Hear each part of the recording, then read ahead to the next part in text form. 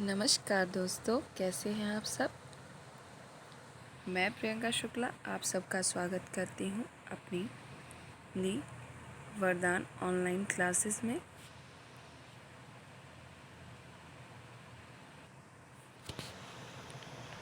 आशा करती हूं आप सब बहुत अच्छे होंगे और तैयारी बहुत अच्छी चल रही होगी। आपको गुड न्यूज़ मिल गई होगी आज तो। एलटी के साथ साथ अब तो जीआईसी की भी वैकेंसी आ गई है। मौका यही है और दोहराना है सबको, ये नहीं याद रखना, भूलना नहीं है कि आपका कोई भी एग्ज़ाम नहीं है। देखिए, रास्ते बहुत ही कठिन हैं, लेकिन हमें क्या करना है, सभी रास्तों को पार करना है। तो ये हमारी जो पहली क्लास कल हमने देखा सिलेबस के लिए, सिलेबस हमने जाना कि क्या होता है। जीआईसी में थोड़ा सा चेंज है, तो मैंने कल भी बताया था, आज भी जो अलग से चेंजेस हैं हम उनको बाद में कवर कर लेंगे। पहले जो हिंदी साहित्य का इतिहास सब में सेम, आप चाहे जहाँ भी पढ़ेंगे साहित्य के इतिहास में सबको सेम ही पढ़ना पड़ेगा, ठीक है। प्रश्नों को मैं देखती चलूँगी कैसे प्रश्न आ रहे हैं। तो आज हमारी जो फर्स्ट क्लास है हिंदी, कल हमारा सिलेबस हो गया था, दूसरी क्लास हमने देख ली थी। आज हमारी तीसरी क्लास है हिंदी साहित्य के इतिहास में हम लोग शुरू कर रहे हैं। तो सबसे पहले हम जानते हैं कि हिंदी साहित्य का इतिहास होता क्या है। इतिहास का मतलब क्या होता है, किसी का भी इतिहास हो सकता है, आपका चाहे हिस्ट्री आप पढ़ें, चाहे इतिहास का ही भी इतिहास है, भूगोल का भी अपना एक इतिहास है, अर्थशास्त्र का भी अपना एक इतिहास है। इसी तरह हिंदी साहित्य में का भी अपना एक इतिहास है। उसी इतिहास के विषय में हम पढ़ेंगे और अपने एग्ज़ाम के पर्पस से पढ़ेंगे कि हमारे एग्ज़ाम में क्या क्या है, कितना आएगा, ठीक है। बहुत सारा नहीं पढ़ना है, मैंने कल भी बताया, फिर मैं रोज़ आपको रिमाइंडर के रूप में बताती हूँ। चलिए स्टार्ट करते हैं अपनी क्लास हम।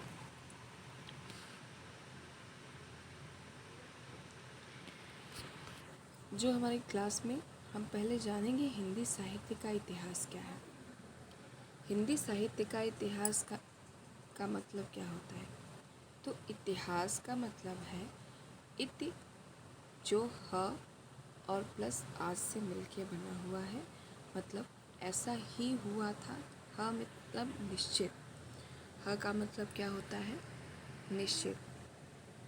ह का मतलब होता है निश्चित, मतलब ऐसा ही हुआ था, ठीक है।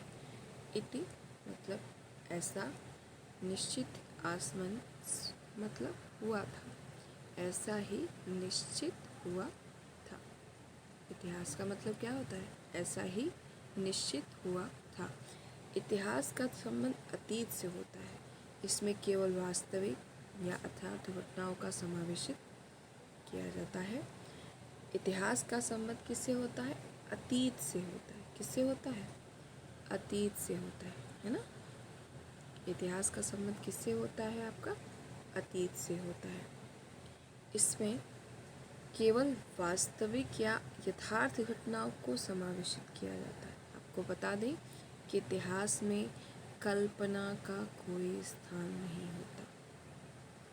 जो भी है सत्य है, हुआ है, कभी हुआ था, ठीक है। जो आज हुआ है वही कल आपका रहना होगा, वही इतिहास बनेगा। तो हम कह सकते हैं कि इतिहास में कल्पना का कोई स्थान नहीं है, ठीक है। इतिहास में कल्पना का कोई स्थान नहीं है, ठीक है। तो आपको इतना समझ में आ गया इतिहास का क्या मतलब होता है। इतिहास का अर्थ यानी अतीत यानी बीते हुए समय से होता है।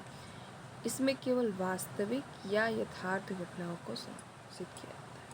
इसमें जो सही हो, सत्य हो, यथार्थ घटनाएं हो, उन्हीं को लिया जाता है। इसमें मैंने बताया आपका कल्पना का कोई स्थान नहीं होता है। ये जो भी होता है सत्य पर प्रेरित होता है, यानी जो भी हो रहा है वही तो कल इतिहास बनेगा, है ना। तो इसका मतलब हमने जाना इतिहास का संबंध अतीत से होता है, केवल वास्तविक या यथार्थ घटनाओं को समाविष्ट किया जाता है। ठीक है, चलिए आगे। इतिहास का दृष्टिकोण हम लोग समझते हैं तो सबसे पहले हम जानते हैं कि जो इतिहास है ये कैसे हमारे भारत में, इंडिया में या फिर अन्य पश्चिमी देशों में कैसे इसका मतलब लिया गया। तो हमारे भारत में जो भारतीय हैं वो इतिहास को आदर्शवाद या अध्यात्मवाद के रूप में लेते हैं। किसमें? आदर्शवाद या अध्यात्मवाद के रूप में। और जो पश्चिमी है, पश्चिमी विचारधारा है उसकी, वो केवल किस पे है? यथार्थवाद पे। किस पे? यथार्थवाद। ठीक है, किस पे है ये? पूरे के पूरे आपके यथार्थवाद पे है। ठीक है,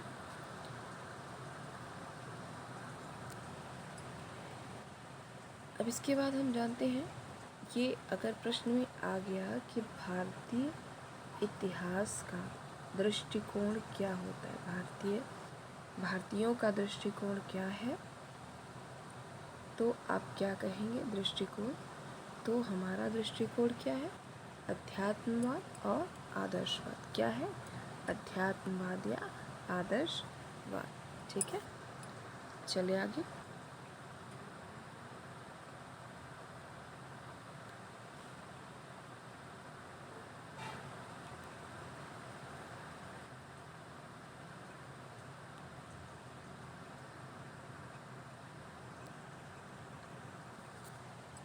इतिहास की प्रमुख परिभाषाएं हम देखें। देखिए, कोई भी परिभाषा देके कथन के रूप में इसको हम समझ सकते हैं। कोई भी परिभाषा दे दिया तो कह दिया कि ये किसने कहा या किसने माना, तो ये आपको रखना है। तो इतिहास के प्रमुख में सबसे पहले तो हम ये जानेंगे कि इतिहास आया कहाँ, इसके जनक कौन। तो हेरोडोटस जो थे वो इतिहास के जनक कहे जाते हैं। इतिहास के जनक किसको कहा जाता है? हेरोडोटस को। किसको कहा जाता है? हेरोडोटस को। इनकी जो पुस्तक है हिस्टोरिका, इनकी सबसे प्राचीन पुस्तक है। हिस्टोरिका क्या है? इनकी सबसे प्राचीन पुस्तक है। सत्य घटनाओं का क्रमबद्ध अध्ययन इतिहास है। इनका मानना क्या है? सत्य घटनाओं का क्रमबद्ध अध्ययन इतिहास है।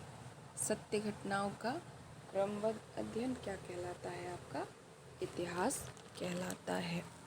ठीक है, सत्य घटनाओं का क्रमबद्ध अध्ययन क्या कहलाता है? आपका इतिहास कहलाता है। कर्नल जेम्स टॉड क्या कहते हैं कि अतीत घटनाओं का वर्तमान के संदर्भ में अवलोकन इतिहास है। अतीत की घटना, जो भी घटनाएं बीत चुकी हैं उनका वर्तमान के संदर्भ में देखना, अवलोकन करना, उनका वो क्या कहलाता है? इतिहास कहलाता है। अतीत की घटनाओं का वर्तमान के संदर्भ में अवलोकन क्या कहलाता है? आपका इतिहास कहलाता है। ठीक है,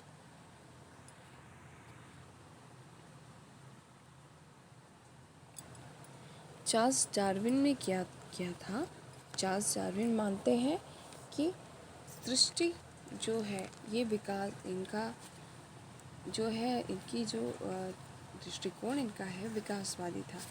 सृष्टि का बाह्य विकास उसकी आंतरिक विकास का किसी भी आंतरिक विकास का क्या है? परिणाम है। और किसी भी कार्य के पीछे कुछ निश्चित कारण होते हैं। इसी कारण कार्य श्रृंखला को खोजते हुए आंतरिक विकास की प्रक्रिया को समझना क्या कहलाता है? इतिहास कहलाता है।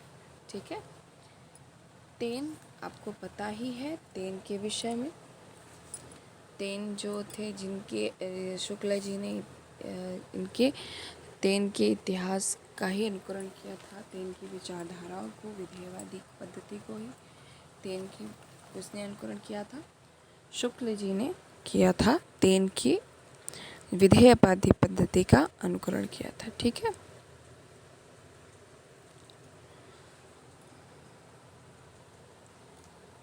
तो इनके हिसाब से तेन को क्या कहा जाता है? आधुनिक इतिहास का जनक भी कहा जाता है। इतिहास का जनक किसे कहा जाता है? हेरोडोटस को कहा जाता है। और आधुनिक इतिहास का जनक किसे कहा जाता है? पेन को कहा जाता है। इन्होंने 3 बातों पर जो बल भी दिया सर्वाधिक, इन्होंने 3 बातों पर अधिक जोर दिया। इनका मानना था कि जाति, ये जो 3 इनके जिन पे इन्होंने अधिक बल दिया था, यानी पहला था जाति, वातावरण और क्षण। जो भी है वो किसी जाति जिस उस वातावरण में जो वातावरण से संबंधित है और वो जिस क्षण में है, जैसे उसके निर्माण का समय जो भी है, क्षण जो भी है, तो उसी पे इनका पूरा बेस आधार था। जाति पे, वातावरण और क्षण, ये तीनों आपको महत्वपूर्ण है, याद करना है। जैसे जाति हो गया, वातावरण हो गया, तीसरा आपका हो गया क्षण। ठीक है। ये कहते क्या हैं कि किसी भी जाति विशेष की वातावरण विशेष से प्रभावित क्षेत्र विशेष में निर्मित प्रवृत्तियों एवं घटनाओं का विश्लेषण जो है इतिहास कहलाता है। किसी जाति विशेष की, किसी भी जाति विशेष की वातावरण विशेष से प्रभावित, कोई भी है, किसी भी जात, मतलब एक जाति का मतलब ये वाली जाति नहीं, मतलब आप जिस क्षेत्र में रहते हैं वहाँ के वातावरण से आप विशेष प्रभावित होते हैं और जिस क्षण में प्रवृत्तियों की घटनाओं का विश्लेषण होता है वही आपका क्या कहलाता है? इतिहास कहलाता है। ठीक है।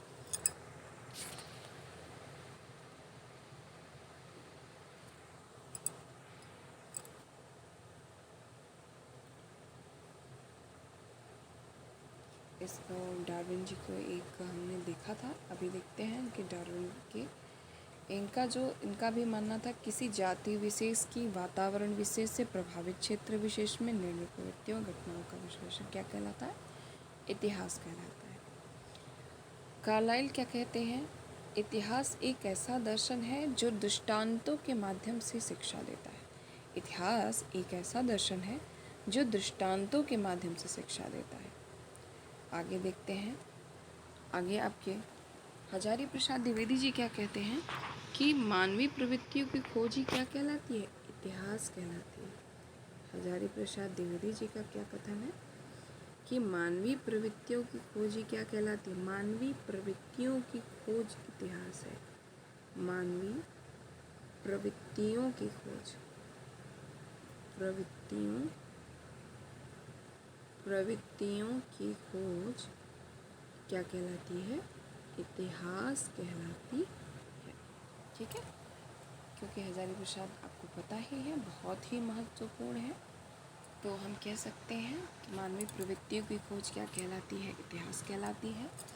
नगेंद्र जी क्या कहते हैं? बदलती हुई अभिरुचियों, बदलती हुई आपकी रुचियों का जो इतिहास साहित्य इतिहास है, जिसका सीधा संबंध आर्थिक क्रियाओं से होता है। बदलती हुई परिस्थितियों में कैसे होता है? आर्थिक क्रियाओं से होता है। शुक्ल जी आपको पता ही है, शुक्ल जी बहुत ही महत्वपूर्ण है, तो जिनको हम देखते हैं। शुक्ल जी क्या कहते हैं?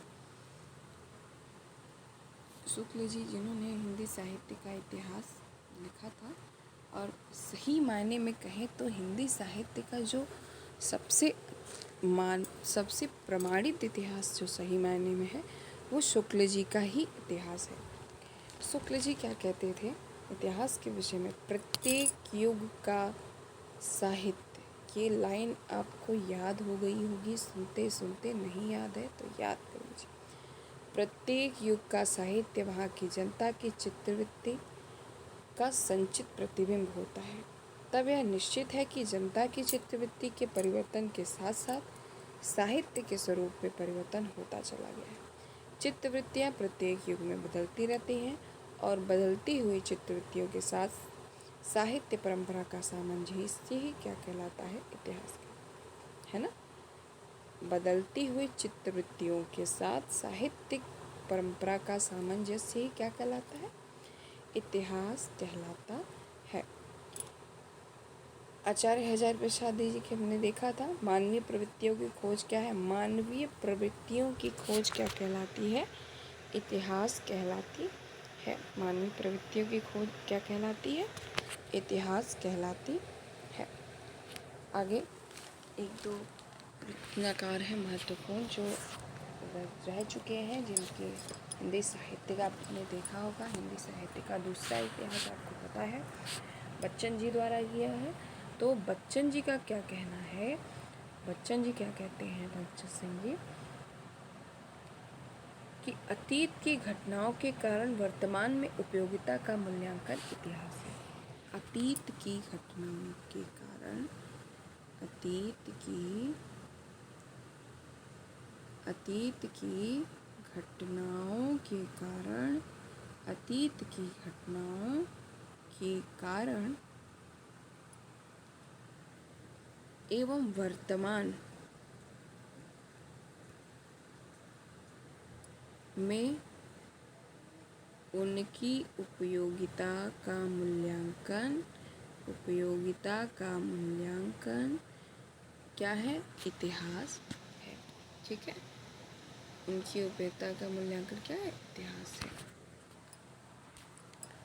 तो ये में जितने भी महत्वपूर्ण थे मैंने उनको ले लिया है। एक आपकी बच्चन जी हो गए, एक मैं एक और करना चाहती हूँ, क्योंकि देखिए कथन वाले प्रश्न जो जीआईसी के लिए आपके लिए महत्वपूर्ण है, एलटी के लिए, क्योंकि यूपी आयोग है जो कि आपका प्रश्न कहीं से भी उठा सकता है। हमने पिछले वाले एग्ज़ाम में देखा है, टीजीटी का पैटर्न जो था, पीजीटी का कथन सर्वाधिक पूछे गए, है ना। तो जितने भी मुझे नोट्स सभी मैंने जितने भी बनाए हैं उनमें से आपके ये जो महत्वपूर्ण है कथन, इनको मैंने डाल दिया है। एक कथन आपका ये और है इम्पोर्टेंट, जो डॉक्टर गणपति चंद्रगुप्त जी का है। डॉक्टर गणपति चंद्रगुप्त का क्या है? गणपति चंद्रगुप्त। ठीक है, ये क्या कहते हैं? अतीत के किसी भी तत्व या प्रवृत्ति का वर्णन जो होता है, प्रवृत्ति का वर्णन इतिहास है। क्या है? वर्णन का इतिहास है। ठीक है, गणपति चंद्रगुप्त जी का क्या मानना है? अतीत के किसी भी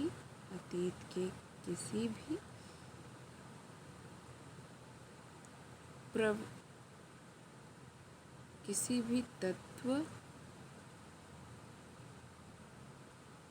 किसी भी